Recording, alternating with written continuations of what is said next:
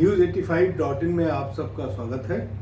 आज हमारे साथ हैं उत्तर प्रदेश की एक ऐसी शख्सियत जो जितनी उद्योग और व्यापार में चर्चित हैं उससे कहीं ज़्यादा आप समाज सेवा के क्षेत्र में प्रभावी हैं। हमारे साथ हैं उत्तर प्रदेश उद्योग व्यापार मंडल के 12 साल तक उपाध्यक्ष रहे और लगभग 6 माह तक कार्यकारी अध्यक्ष के रूप में भी कार्य करने वाले प्रमोद चौधरी जी। आप ईंट भट्टा संघ के महामंत्री भी रहे हैं। इसी के साथ आप ऑल इंडिया ब्रिक्स एसोसिएशन के आप वाइस प्रेसिडेंट भी हैं। तो इसी के साथ अब हम अगर समाज सेवा की बात करें तो आपको समाज सेवा के क्षेत्र में आपने एक बड़ी उपलब्धि हासिल की है। आप लखनऊ के चीफ वार्डन भी रहे हैं सिविल डिफेंस के, और राष्ट्रपति महोदय ने स्वयं समाज सेवा के लिए आपको राष्ट्रपति पदक से सम्मानित किया है। इसी के साथ अखिल भारतवर्षीय जो यादव समाज की सबसे बड़ी संस्था है देश में, आप उसके प्रमुख राष्ट्रीय महासचिव भी हैं। तो इतनी बड़ी जिम्मेदारियों के साथ जो शख्स उद्योग में, व्यापार में और समाज सेवा के क्षेत्र में सफलतापूर्वक कार्य कर रहा है, ऐसे विभूति प्रमोद चौधरी जी से आज हम चर्चा करेंगे यूपी विधानसभा चुनाव को लेकर, और यादव समाज पर खास तौर से हमारी चर्चा रहेगी। आपका बहुत बहुत स्वागत है प्रमोद जी। धन्यवाद अनुराग जी, आपका धन्यवाद, और आप के दर्शकों जो काफ़ी तादाद में आपके साथ जुड़े हुए हैं उनका भी मैं स्वागत और अभिनंदन करता हूँ। मेरा पहला सवाल, चूंकि यूपी में विधानसभा चुनाव चल रहे हैं और 4 फेज हो चुके हैं, अब लगभग वो बीच से कहीं ज़्यादा, मध्य से कहीं ज़्यादा आगे बढ़ चुका है, अब 3 ही फेज शेष है। तो ऐसे में बड़ा लाजमी है कि हम विधानसभा चुनाव पर बातचीत करें। तो अखिल भारतवर्षीय यादव महासभा, जिसके आप प्रमुख राष्ट्रीय महासचिव हैं, बहुत बड़ी भूमिका है इसकी, क्योंकि एक बड़ी सामाजिक संस्था है और जिस समाज को ये रिप्रेजेंट करती है उसकी भी उत्तर प्रदेश की राजनीति में अहम भूमिका है। तो आप किस तरीके से महासभा की क्या रोल देखते हैं इस विधानसभा चुनाव में? देखिए अनुराग जी, अखिल भारतवर्षीय यादव महासभा अपने 2 साल बाद 100 वर्ष पूरे करने जा रही है। बहुत ही गौरवपूर्ण इतिहास रहा है। मैं तो बहुत छोटी शख्सियत हूँ, इस पद पे बहुत बड़े बड़े महारथी लोग रहे हैं जिन्होंने आज इस संगठन को यहाँ तक पहुँचाया है। जहाँ तक आपने प्रश्न किया राजनीतिक भूमिका उत्तर प्रदेश में महासभा की, वैसे तो हमारा जो अखिल भारतवर्षीय यादव महासभा है गैर राजनीतिक संगठन है। विभिन्न विचारधारा, विभिन्न राजनीतिक सभी लोगों की विचारधारा रखने वाले संगठन से जुड़े हुए हैं, और पूरे हमारा जो संगठन है पूरे देश में हर राज्य में इसका प्रदेश की इकाइयां हैं, जिले की इकाइयां हैं, और वो अपनी भूमिका जो समाज में जागरूकता पैदा करने की है, समाज में जो कुरीतियाँ पैदा हैं उसको कैसे दूर हो, शिक्षा के क्षेत्र में कैसे हमारे समाज के लोग आगे बढ़े, दहेज प्रथा के खिलाफ हम लोग मूवमेंट चलाते हैं, मृत्यु भोज के खिलाफ हम लोग मूवमेंट चलाते हैं। तो ये सब काम महासभा करती है। जहाँ तक राजनीतिक भूमिका के विषय में है, उत्तर प्रदेश, क्योंकि निश्चित रूप से मैं स्वयं भी उत्तर प्रदेश लखनऊ का रहने वाला हूँ, और यादव समाज उत्तर प्रदेश में बहुत ही भारी भूमिका अदा करता है, अच्छी खासी। हमारे हर चुनाव में हम देखते हैं, कोई लोकसभा चुनाव या विधानसभा, जी हर चुनाव में हमारी महत्वपूर्ण भूमिका रहती है, और हमारी संख्या भी अच्छी खासी है। हम लोग उत्तर प्रदेश में कम से कम 16% के आसपास जो है हमारे यादव समाज की संख्या है।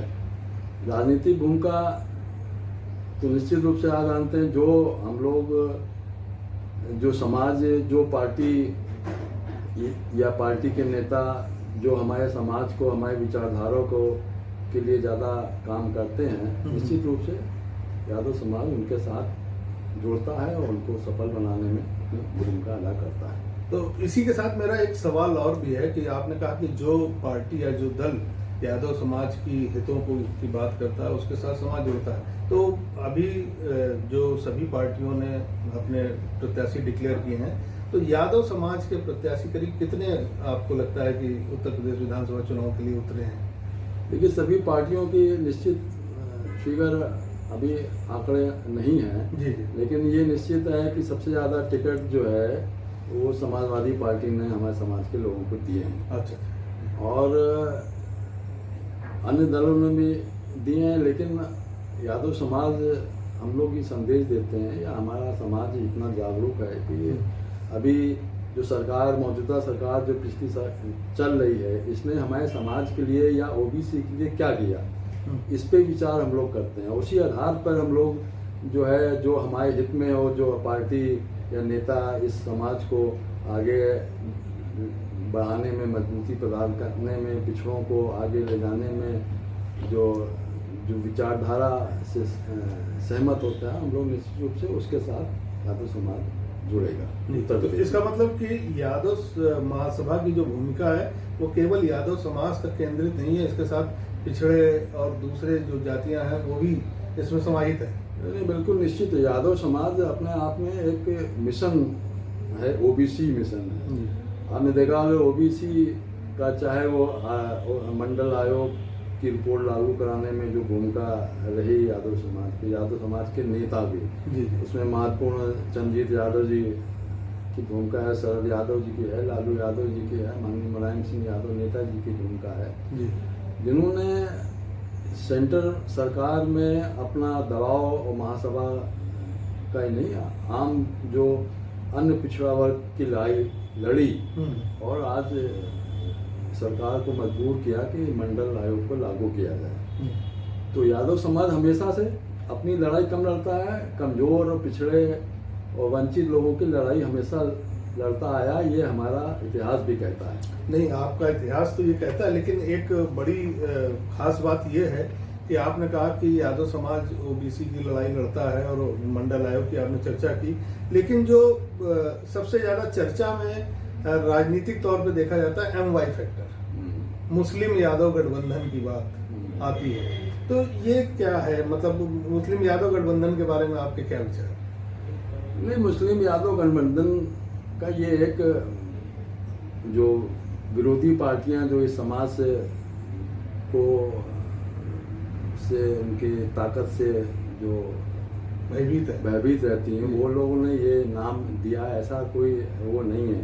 यादव समाज मुस्लिम ही नहीं, अन्य पिछड़ा वर्ग, छोटे चाहे वंचित वर्ग का हो, चाहे कमजोर वर्ग का हो, उनकी लड़ाई लड़ने का काम करता है। यहाँ तक कि अपर कास्ट में भी हमारे साथ जुड़ाव रहता है। अपर कास्ट में भी ऐसा नहीं कि सब लोग बहुत आगे बढ़े हुए, वहाँ भी गरीबी और वंचित लोग हैं जी, उनकी भी लड़ाई यादव सभा में यादव समाज के लोग हमारे जो क्षेत्र में, जिले में जो भी लोग हैं वो उनकी लड़ाई लड़ते हैं। ये हमारा शुरू से मंडल आयोग से लेकर आज तक जो है यादव समाज गरीबों की लड़ाई लड़ता आया है। इसीलिए अन्य पिछड़ा वर्ग के लोगों में और गरीब लोगों में इनके प्रति एक विश्वास है कि ये लोग जो है हमारे साथ हमेशा संकट में खड़े होते हैं। ये गांव में ऐसा लोग मानते हैं और देखा भी जाता है।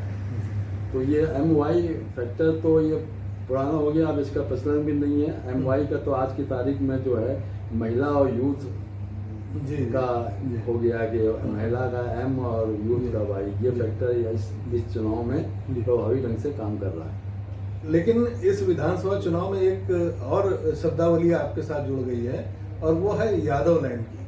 अभी जब तीसरे फेज का चुनाव हो रहा था तो ज्यादातर चर्चा में ये रहा कि तीसरे फेज में जो जिले हैं ये यादव लैंड है और यादव लैंड का चुनाव शुरू हो गया है। तो इससे एक जो भ्रम पैदा हुआ है, लोगों को ये एहसास हुआ कि यादव क्या केवल ये तीसरे फेज में जो 10-11 जिले हैं इन्हीं में ही सीमित हैं, इससे बाहर यूपी में और जिलों में यादव नहीं है क्या? देखिए, ये भी एक राजनीतिक पार्टी जो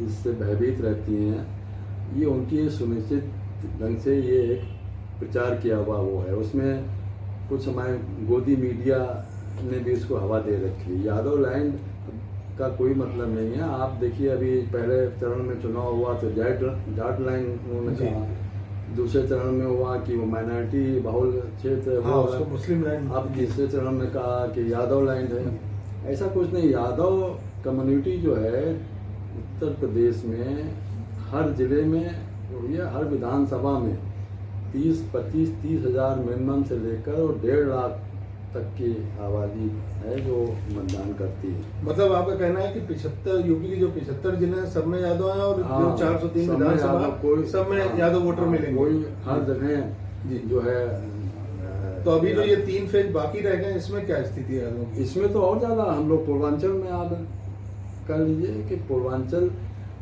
में भी हम लोग की संख्या ज़्यादा है, लेकिन संख्या का आधार खाली देखिए, कोई यादव के नाम पे पूरा चुनाव नहीं लड़ा जाता। यादव पे पार्टियां इसलिए उनको प्रभावित करती हैं कि उनको पता है कि यादव लोगों को जोड़ेंगे तो अन्य पिछड़े वर्ग और कमज़ोर के लोग उनके साथ जुड़ के आएंगे। जी। ये एक हमारी उपलब्धि है। यादव समाज हमेशा दूसरों के लिए संघर्ष करता आया है। वो अपना कम लड़ाई रहता है, गांव में गरीब और पिछड़ों और अन्य पिछड़े वर्ग, चाहे वो दलित वर्ग हो, चाहे वो मुस्लिम में भी जो है पिछड़े लोग हैं, उनकी लड़ाई हमेशा लड़ता आया है। जी। ये हमारी उपलब्धि है। अब इसी के साथ जैसे अभी आपने कहा कि मंडल आयोग को लेकर यादव समाज ने लड़ाई लड़ी, यादव समाज के नेताओं ने मंडल आयोग की लड़ाई लड़ी। अभी जो चर्चा में एक विषय आया है वो है जाति जनगणना। जाति जनगणना को लेकर यादव महासभा क्या सोच रही है?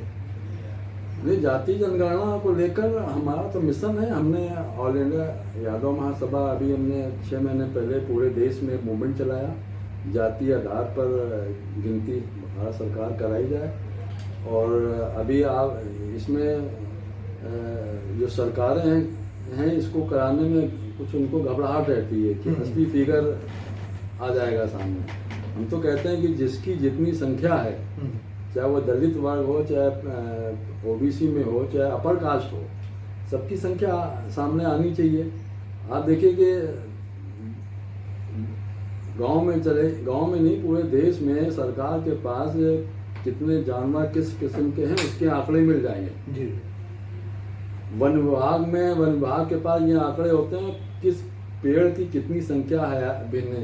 बिल्कुल। तो हम लोग तो मानव हैं, मानव की संख्या कराना तो उनका सरकार का धर्म है। और ये पिछले 15 साल से इसको कांग्रेस के समय में इसका एक आदेश हुआ था, लेकिन फिर भी जो वहाँ पर बैठे हुए जो ओबीसी की उससे घबराते हैं या उनकी जो सामंतवादी उनकी सोच रही है, वो किसी ना किसी को बात को लेकर इसको टलवा रहे हैं। तो अभी तो 1 साल पहले इसी सरकार में माननीय प्रधानमंत्री जी के मौजूदगी में पार्लियामेंट में, उस समय जब 3 साल पहले गृह मंत्री राजनाथ सिंह जी थे जी।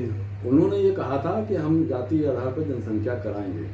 लेकिन उसके बाद भी फिर अभी जनसंख्या शायद तो अब चुनाव के बाद होना है।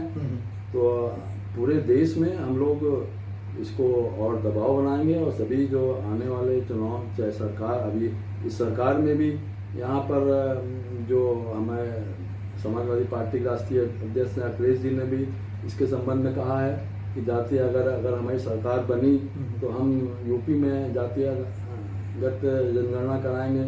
नीतीश कुमार जी कह चुके हैं वो भी कराएंगे। वो प्रधानमंत्री से भी उन्होंने ज्ञापन लेके उसमें तेजस्वी यादव भी साथ में, जितने भी पिछड़ा वर्ग के नेता थे सब लोग गए थे।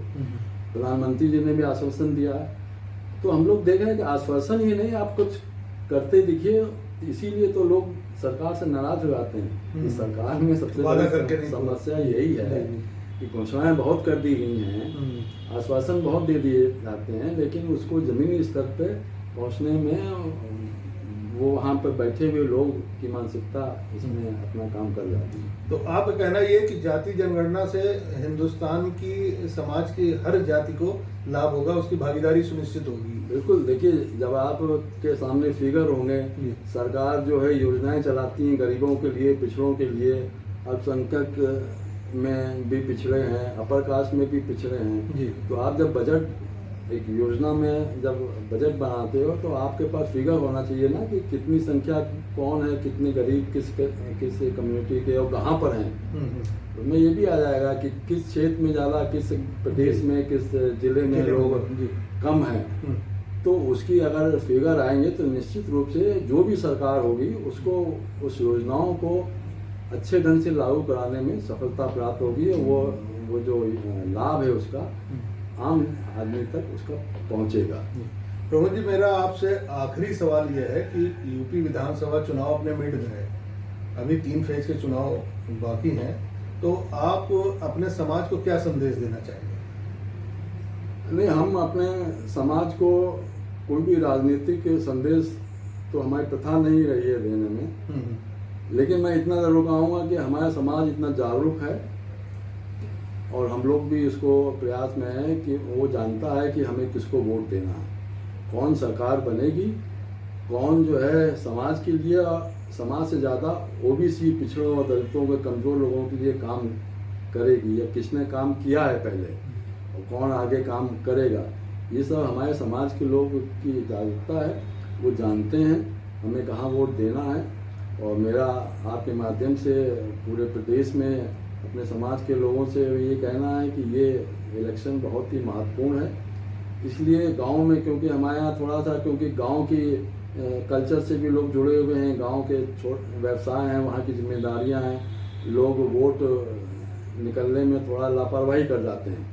तो मेरा उनसे निवेदन है कि अपना उस दिन काम बाद में, पहले ज़्यादा संख्या में जाके अपना वोट डालिए और अपने गांव के और भी जो ओबीसी के पिछड़े लोग हैं और जो भी समाज के लोग हैं उनको भी साथ ले जाकर सरकार, अपने पक्ष में सरकार बनाइए। आप जानते हैं कि किसकी सरकार बनेगी वो हमारे कितना हित करेगी, इसमें कोई किसी का नाम लेने की आवश्यकता नहीं है। बहुत बहुत धन्यवाद प्रमोद जी, आपने News85.in के लिए इतना समय दिया, आपका बहुत बहुत धन्यवाद। धन्यवाद। देखिए, अखिल भारतवर्षीय यादव महासभा का साफ संदेश है कि आप, विधानसभा चुनाव चल रहा है, मतदान अवश्य करें, अपने जरूरी काम को निपटा लें एक दिन पूर्व ही, और उसके बाद मतदान के दिन पूरी तरीके से पूरा समय आप मतदान को दें। साथ ही जो हमारे प्रमुख राष्ट्रीय महासचिव अखिल भारतवर्षीय यादव महासभा के प्रमोद चौधरी जी थे, उन्होंने साफ संदेश दिया कि जातीय जनगणना पर अखिल भारतवर्षीय यादव महासभा की बिल्कुल दृष्टिकोण बिल्कुल क्लियर है और वो जातीय जनगणना कराए जाने के पक्ष में है कि जातीय जनगणना के द्वारा ही, उनका कहना है कि इसी के द्वारा समाज की सभी जातियों को उचित भागीदारी, उचित प्रतिनिधित्व मिल सकता है और सबके साथ न्याय हो सकता है। बहुत बहुत धन्यवाद। Hey there. Subscribe to my channel and also press this bell icon.